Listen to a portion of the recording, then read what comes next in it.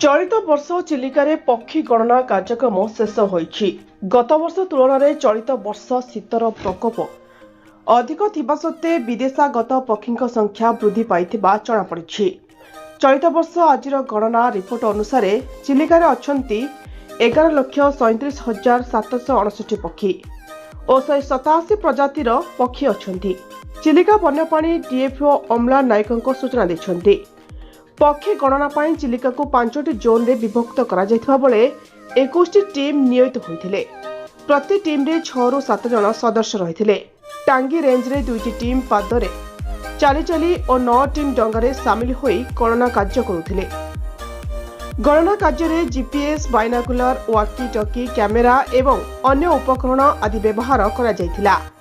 ए कार्य रे पक्षी प्रेमी, पक्षी सुरक्षा शिविरर कर्मकर्ता, ओयूएटी छात्र छात्री, पक्षी विशेषज्ञ, सामाजिक कर्मी, वन्यप्राणी विभागर कर्मचारी एवं बीएनएचएस कर्मकर्ता सामिल होइथिले। गत वर्ष 184 प्रजातिर 11,31,929 गोटी पक्षी आसिथिले। खोर्धारू शंकर बेहरा रिपोर्ट, ज्योतिप्रभा न्यूज।